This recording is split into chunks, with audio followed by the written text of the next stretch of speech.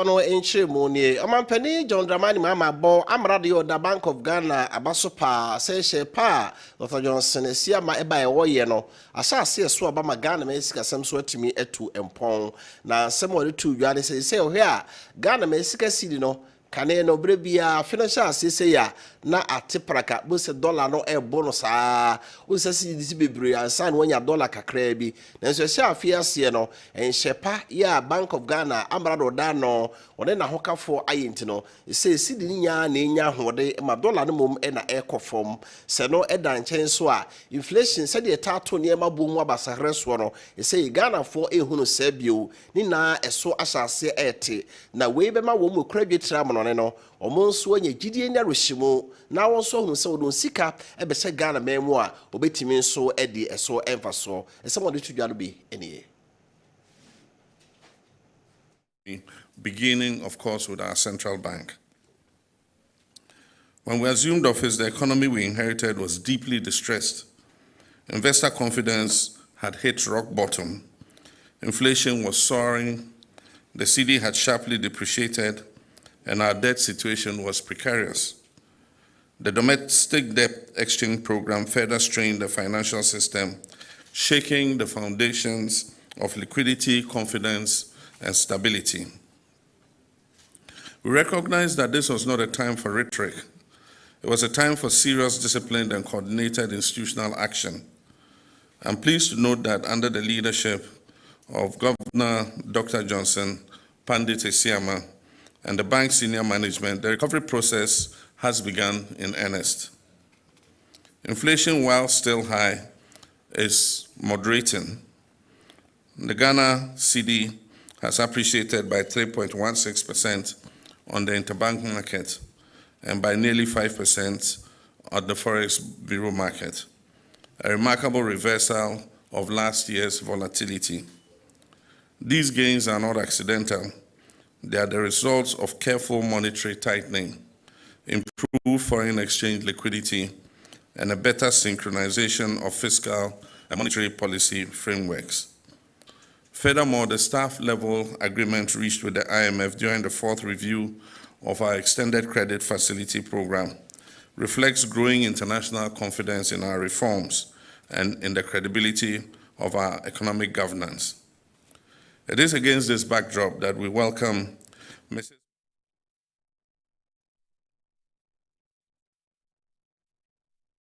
For your tour and some so the mama near the Nichimo Ewo, Mampenia Bedi Cheda da Yura, Dr. Mahmoud Baumia. Now, on NPP 424, thank you to Aseda, our Mode Esha Swama Ghana, but one Pesia, and in Miahodwa, to about Honominano, Egusua Coso, and Mampeni in a pound of the Niachimo Ewo, Sini East, and Afia Tebu Mantinin and Patemo Hosum, Kushia Party in Penny 4, and a party ma. Now, all Casino D Candy, a Chopa Cassia Pagina Party in Penny 4 in our name. Now, Odema Party. Money party in penny for say the course of impimi no ene eduno enwotwe abato ni mu no eyade a entwe yomudi ho ya oyi pa na mom penny for so nyema hwegu ana hu ni hihye yi aka mfie miensa de kɔ nan ye da o mani mu samfu so bi o mu ye bia no on betimi ahwe no motimi asiesi ni nyina ede afiri oni sa so nti no enkabo mu ena ehia osre party ma so bia mra ne enkamo watimi waka meni we wasɛm ne sa ne ma ne montungo na yempre enkonkoden sɛ de be ya afimpimi no ene eduno nwotwe beduro na party no ho aye dene a obetimi akɔ abato so lodin kunimdie ena abafi. Only one region where our votes went up, and that is the northeast region. That is the region that I come from. That's the only region in Ghana where MPP votes went up. In every other region, our votes went down. And what you see across is that the pattern was in every constituency, from Axim all the way to Zebela, the same behavior. People were not voting. I said that it looks like they had a meeting and decided that they are just going to wait till the voting day and they will not come out. Because we did not know. If they had invited us to the meeting, we would have begged them to come out and vote. But they didn't invite us to this meeting. Everything that happens on this earth, God's hands are in it. That I believe. Everything that happens on this earth, God's hands are in it. Afei free on ayen ko ngwasua soye Ghana Education Service Governing Council 20 GS Governing Council omni abadwoku a omota asoye no akire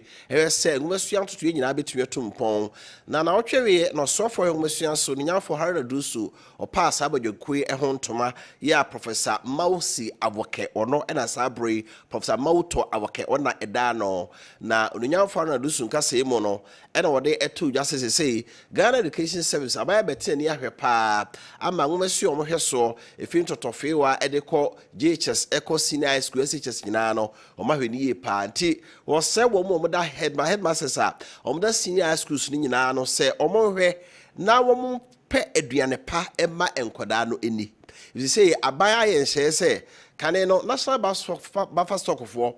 na toduane ne ya chede ya koma headmasters nyina abaji die se wo se headmaster bia ma wo atoto nuane a wo ma school fo na die it was headmasters se san sakraya ebe so nyane ntie se headmaster bi wonnoa aduane pa ene man kwada ne didi a ene wa hwe sika a wo sabai de ba na mo de bo school no bra no wonsa entimi enka na ogidi ye se governing council abekuyi a Professor Mauto Abokedano no ombati wo mani no ma hwe de senior high schools awudu no nyina nso ye se be ya ometima ye shepa na no ena wo kire mu se be bi edo no e wo se Professor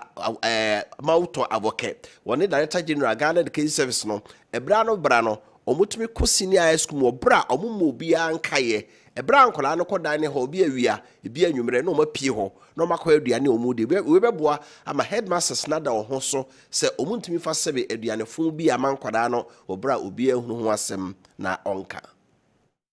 It's been brought to the attention of the president and brought to my attention that some of your headmasters in the NDC manifesto we pledge that we allow headmasters, business and the institutions to do food supply. We are not satisfied with the quality of the food that is being supplied. And we are not satisfied even with the timely distribution of the food. I will not hesitate to reverse that policy decision, even though I manifest the pledge, in order to guarantee that the right quality and quantities of the food products are supplied. I expect that internal audits in the schools, together with national, will strengthen the policing of the food. And once in a while, maybe Director General, you and Professor Avoke, you can even have an unannounced visit to the schools at the time that they are having their meals, in order that you can appreciate the quality of food that is being served. So a caution to our headmasters to improve the food that is being served. Enwachi no na Professor Mauto Aboke ya ono na obeda GS Governing Council no o share sofo no ebo se dwuma no sode na so panisia de jawo a na de asoa o omade ahopache ne namme ebe konkoden na hawo a edagmasua so no omatutu ni nyina abasa na sere no ma preyedie amankoda ya school ahodo mu enso. Violence in our schools today, which requires immediate and proactive response. The Council will be part of the vanguard to ensure that appropriate and proactive policies are put in place to ensure that such behaviors are minimized in our school, so that the ecology of the school is one in which both teachers and students would happily live together and work as a team. And so this would form one of the key points for the Council to deal with in the coming days. No doubt, too, that the double track raises a number of concerns. And as indicated by the Minister, there is sufficient evidence pointing to the fact that decline in quality of education in this country is in part traceable to the overcrowd in our schools. And so the idea that the double track system will be completely put aside is something that the Council would have to look at and notice of the widespread. Yediani chiremu ewan sentrofo yedie ene yedada dwumadie mu na panipa yo no ena Ghana Haudan sentrofo yekuo nyina no yewura Albert Jonfo wode afuto kese de akoma prosi panipa yo no ena oda oman no yewura COP Christian Tetoyo ho no sentrofo dada dwumadie die bia ya na ehia ne sefatanso ne amamrama ho kwan se obi abetima na dwuma ewo mrakwan so obi antimi ntetene ya yakayaka de no oba Ghana hanum de a entisa uye sentro na odi udwuma na bia kutia manyo nese kutia pani bia no afa kwan bia so peso ohwe na oye wakayaka de na watwa wie na yade wiase nyina da yidi esi onom na yede kai ensentrofo dwuma ye die ne fa ho de benya de di dwuma World Press Freedom Day no Ghana so ye de no ho afa hye no etimi course na dwuma de yase na ira Albert Jonfo de tu dwa se eya se afi mu nko ano February busumini mu no ensentrofo baako be se du baako na nipa bia yakayaka de na tete wo ye dada dwumadie mu a besi ne aprosifo entimi fa nipa baako kora nkogine mo court dem na oni no se ne se na efata ne saso ntine yade a na eka obia man senjrofo edi adwuma na yem hihye enti osre prosipani so osre no animanimu ye no hwe so de nhyepa begu akwan so senjrofo ye adwuma na edi adwuma na nipa bi fa ye na mu no mutietie fa odi so ne ade no yetima yi saa ne ma nyina so akwa. The records are not good for us, especially on economic, security and legislative indicators. And I'm happy that we have the minority leader and then we have the minister in charge of government communication also here. This is the reason why we have been calling on the police to take attacks on journalists seriously, especially bringing perpetrators of attack on the media to face justice, to serve as deterrent to others and to end impunity. We have not been sleeping on the attacks against our members. The reason why we have been demanding justice for our murdered colleague, Ahmed Swali. We want to reiterate our call on the IGP that the time to act is now. The time to act is now. And Mr. IGP, for the last time, the time to act is now. The records are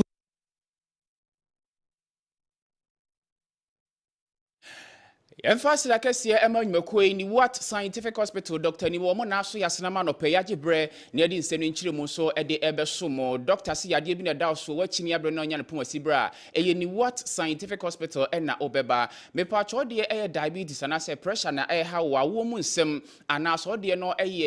sichire yare se de maka no oba ni what scientific hospital a doctor behwe na watimi ama ho so ho atoyi pa afi obo no prostate na kese enti ama da odwon so bibransa na de a cho akotena mu nsan yare ana okasa na pampan boni de akire halitosis a ni what scientific hospital na obeba ya de bia no akopɛ doctor akire akwan na fa koda no de mfidie ho aso de aba de be mo jamu hwemu wo ho ya de bia ntini so no timi de edro de aka no kumase a owo atonsu Monaco junction ne adansuru bank de ni mehwe enkran so owo mile 7 achimota mile 7 ben Janet Corner da no yadwuma free juada edikosi edameme da be frɛ no wo 0244 0876 8702440 087687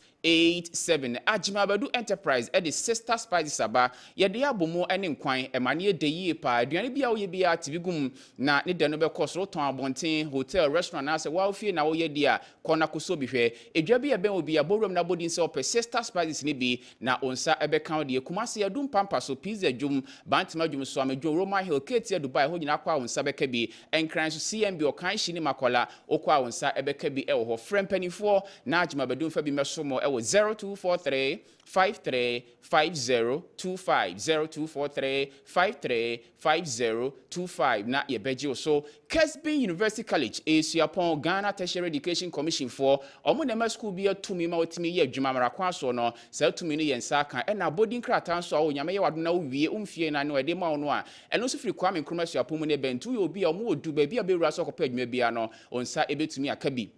program say no dawson o de ana so be no be fa form so atwere wase so na SSC na English math science watimi pass na de lettuce me aka ho betimi aba be fa forms and na wanya mfinhye de nunum e de 25 years and above so betimi aba as matured applicants no be fa form na fi watimi aba amiesua de e de abom akyerefo na bobil all performance bi ata oba Kessben fi ha wa dumu a wonsa be kan de Kessben aseda twin tower e wo enkran circle afi multi credit savings salons branch bia no owura ho a wonsa e be ka bi Kessben University College so ye main campus e wo continent se ho nsa be ka bi na satellite campus so e wo Kumasi adum ha friend penifo na ye nto adesua ne ngunimdie ho komodie no eso 0501 6373 0501 6373 83 na ye beji oso Divine Herbal Center for omo de wo herbal powder na edi aba pressure wo so ana osisi waposo ba won sabuo mo enye eba na kire se yaw sa di akira e wo herbal powder na ohia be ma wayemre wo mpemo me pa cho bomodi na gibi eye powder nti di ohia ye so hye onu anso na no ate agum onum a efra no na munum hodo ma di reni pedua ni mu a eboa e wo kwa soronko so drugstore na herbal shop bia won sabe kabi Foni chiremo niduduo mo Kumasi Alfred men se woke o kapeba e wo sunyane na boache e banso wonkran wakanshi mensa otakra de PK Gambila e wo tamale duduo mo no frani emfa bi meso mo e wo 0591 56 5557 0591 56 5557 na ye beje wo so ye ko Miss College 2025 na ho so yakogie ni e wo ho eye emayua so no ye omo abobil e wo suapo ahodo Ghana ha ene yi baako edunsia so bia me kire ne ho fe ene nimdi eda ne tirimo adwumadie ka na eda so ye sika botri tachi ntu bomodin ato abama de open no asemo na wodi nkonimu a ene na enigi semo nko a mepa cho mayua no dos baako edunsia odi ana so we fa mobile phone no na short code de betu dwa no watimi ato edi ama short code no star 920 star 992 hash star 920 star 992 hash na me adom a me nda bia enwumre no nkono eni yi o Kessben TV so na ade achi kwasi adan so te se nra enwumre no num ni asase so edi ama busu na ye homra ne emfa mo ne nsem so ento am so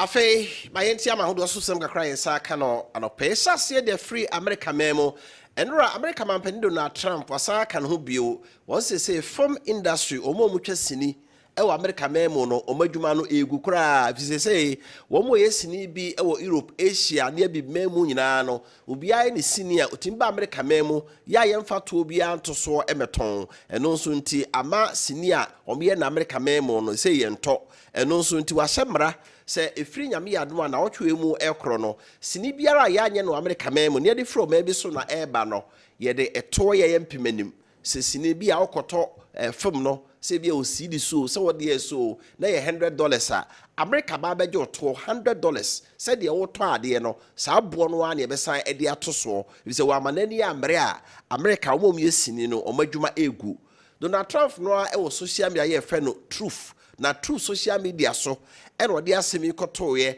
say hwemu a waye kire se so ko Los Angeles nko a ho na America memo no Hollywood omo yesini ni ade no na nka dodo na ene omo yesini be ko wiase ba bi obi ento etisika America ma no hre no etwam America dollars opepem ahenu ne sanso ntino se de wiase mpanifo bu nkunta se afie wo mu no siniye sika be pie mu no eye America dollars opepem ahenu ene aduana anwoche 248 billion no sa America ye ha na America fo nsini ya Hollywood fo ye no ese obi a mpe bi akira kwan India fo de kunkum bagya ni adenom ena manfo di achi the free Australia New Zealand ena eba ena America fo to a wo mo mi asini adwuma begu ameska wo saba ne free mu no enya ade a wo nsa ebe kan free mu bie mu ye frade ye call Israel memo enura Israel man so penny Benjamin Netanyahu abama ne say na ni abre se ko okoye wo Gaza mpa preso no also owie kra na Israel man na de hye no aka nipa aduonum nkron 59 no manya danse so o moda so ate ase e wo Hamas fo nsem also otimji wo mu nyina de wo eba fie na no na mampani Netanyahu adi atodwa say Israel memo no wo ya brante ababawa usisu nya mfie du nwotwe a yetete usisu nya ni wie ansa na so obekira de o so obey no bank you be a pen wakwa akoye iti ekun si a na yafrew na wo so ase soja atade se wo so be kon amoman no saa soja from reservists just say what wagentie so soja ni e na wo ye adwuma foforo aton sa frɛ bebro empimdu se omomra na ba bi edu no o sa be suae kon a ana obey den pa e wo Gaza mpapre so e kopim se Palestinian phobe jai Israel phobe pabaye edunum nkro ya akado na no na wo ta ka bi etia Netanyahu di ato dwa se every so tu sa e wo Gaza mpapre so yi wakoa ma Gaza ho no wato atopa ya bro Hamas fu ya ma hwada ne Sodom ni Gomorrah na so ma de hye no bebrewu ama ka ni padunum nkro a omu ni gidie se de wo yi ene be ma omo aka no so de nsa etimi aka wo mo. And that's why we Israel mem hobio omampani Netanyahu abamane se Houthi rebels e abanso do kuyeku omote Yemen memo omo de ketwa e ba beje kese ni nyina ne se na wotwe wiye Israel man yom shekesi gina bia kese wo mana include da Tel Aviv ye fen Ben Gurion International Airport no topa ye bi efri Yemen memo a Houthi rebels ne toye ya e beto yom se gina bia ho a omanfo ana ekofro adupre no nyina no bia so no gudem sa hwe ya de asie bia dodo no ano se no mo tie do prim e na topa ye bebo mu a na nka nya asefto akra we so nti nura omampani na chenya wa ba amane se Houthi rebels mo nyina yie ba bia topa ye toye wo airport no e na wo hwe yi o mo nyina yie pa bi so beba o mo so na ebreko obeba ene ba bi o na ni be kire e wo ye ma memu de onka waye bi pen watimi asoma Israel sojafo amom de atopa ye gwadu prim etwa kwantentin free Israel akosin sewie mo Yemen eja atopa ye guom so sana ni nkrodo so ebre bi atwam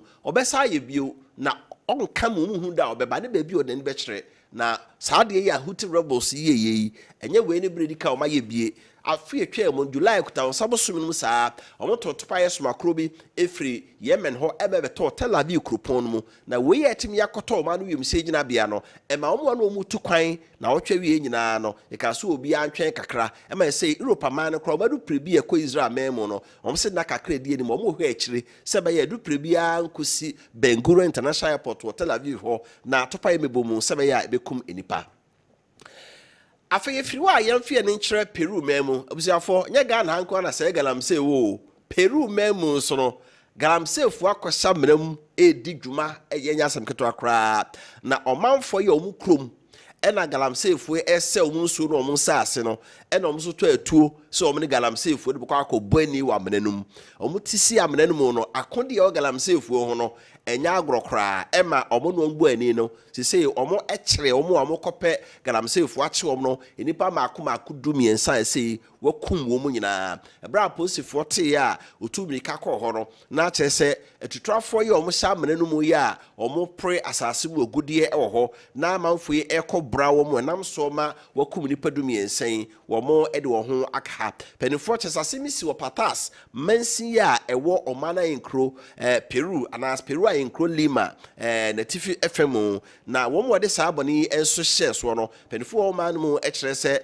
omo hye adwuma ya se enyene na eye asase mu ogudu etu adwumaku se bia baga na ha kedwumaku akase etu asase mu ogudie no se de nanum obi bi ko wura Anglo Gold for asase so a etu kasa ho no se bi ne sie mine no magi asase kakra na omu anagalamsefu ya akɔgyefa se omu nso kɔ akɔpɛ bi umbedi akɔye kolikoli wo ho na no na omu tikuru mu ɔkyɛ se da bi ye de asase na ma adwumaku bi otu asase mu ogudie ya ɔman ne kyefa na omu sisi school adan aya sabia ne adema ente entra ho e ma galamsefu megye ho mboso a omu do nkɔbɔ ani a enipa dumiensa omafa mu ahwere wo mo enkwan Yamasenian call Gabon memu so enche kra na Gabonfo to aba na omodi omampani foforo ya baton kwawie no na General Bryce soja pani odi man so General Bryce Clotaire Olugwei Nguema wono ena wadi enkunim na no memendei ena ba mu atrankonwa ye omo Gabon memu no ombo dwadata na odi omampani General Nguema si akonya so aba omoto na frase omto na fi April busumi etwa mu ya ne de toso dum yinu no soja pani onyama no homo bopebe eduokronum 95% ye nya agrokra na hwe Gabon man no abakosem a efiri brown man no nya afa hodie no na nka ɛyɛ akɔyɛ ebusua akonwa ɔmampani oma bongo odiade ko ekofie beye aduanan owuye ɛna ne ba Ali Bongo ɔno nso beto aso Ali Bongo te akonwa so no bemfie mienu nie ɛna General Bryce Nguema ɛne asoja fokotu na abegu yes ɔno Ali Bongo no kra wonte apo 7 stroke yade ache no a na ne nsa baako oni ahoden enti ombetu na de so ampani pa otu na de so a ne mfie mienu so no oma no to aba ne nam so ma Sabre General Bryce Nguema na bedi ade ebi bra ma wodo mpanimfo bi se DR Congo mampani Felix Kedi na afi Rwanda mampani Paul Kagame ne afoforo bebre na won so do omunyam ekota dwumedi enso echiri afeyemesen na yemfa yene enso enkyere Rio de Janeiro honso ye Brazil memo enura onyame amfafie ankase musie enya agrokra Lady Gaga eya nyontuni a cheso si ba bia manfo aboje ne so onya agrokra na omo akwa akuduru Brazil memo a kyerese empoano beach ba bia omo oye concert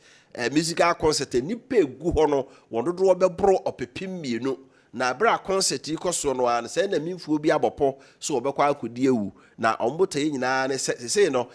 Brazil ho no emme ne mada meme ne mada ne LGBT fo no omo ya agi kro no aboso nti bra manfo ani agi a omo bufa so Copacabana beach a ligaga agi amanfo ani no ho na mimfuo yi omo adwen se omo kudi ewu na wonam so sebe ya obetimi nso akum nipa nanso topa ya omo kosie ba bia na opeso odi bone no ena mfidi a na omo hyehye CCTV cameras a ho ya ebo ase be betimi abo ama body bi ansie no omunya ni pay eche wo mo a ba bia ode topa yekosie senke bedi bone nyina no eni obi a bone ama Sabre nipa omkoye bone no oma no mpanifo aso odu apomu a wono omo nso eka ho asem yekowie Kaseɛ bo no ewo America memo America mampani Donald Trump akan ho bio ene artificial intelligence abenti no sa me Kaseɛ obetimi ya kyere me Kaseɛ na waka asem bi ahyema no bekasa me na America obetimi afa me mfoni na wasiesie metise pop enu bi na Donald Trump waye Donald Trump a generate wonam artificial intelligence so a generate mfoni che se ono na woye pop na cross down kom o she pop che enu ama ne nsaso na ode abeto social media so na eno na amanfo aso no mu na omo ka se hey Trump na pop akonya de o be ho Roman for won se ye o bi kodi Roman father no abe bishop no abe archbishop no abe cardinal obi correct me ye cardinal onya pope di binda na ede na woti basiesie ho a woti akonwa so se ade pope akonwa no ope bi adie na ne nyina ne se ebra asemiansa na asembesi kura no na Donald Trump di kan ka say I would like to be pope o se that bi onya ko ye pope akope eti anya omwa se New York ememu asemisi a New York State Cali Conference benufo kire se ade a Donald Trump aye no ase Roma asafo no na odi omo agoro si omo atwetwe e se pope ato ya Sabre omo nom dade abu amu na omo dwen se Nyankopon bebo ama sofo be hia na yi pope fro na wo Donald Trump akosiesie wo se wo yo pope a da be na akodi Roman father with my pope ama ye for when the agent so na ide anope no sia Kaseɛ boy sakaya o Kessben 93.3FM Kessben TV na fe Kessben TV Plus so no ye de ni nyina so asie ye de Kaseɛ bra anope me kofiapia me oh hene nana kwache adefe Sabre ye sorry wo fa kofiapia to so de ma chichimedie no e de abre wo Kessben 93.3 so na fe Kessben TV Plus ntu ofia betimi atena ho na wahwe wo de ke de bebo ne chidom dendenden so abusu agina so na ide ni nyina asie adamu ase emammo ani tie ene hwa adehye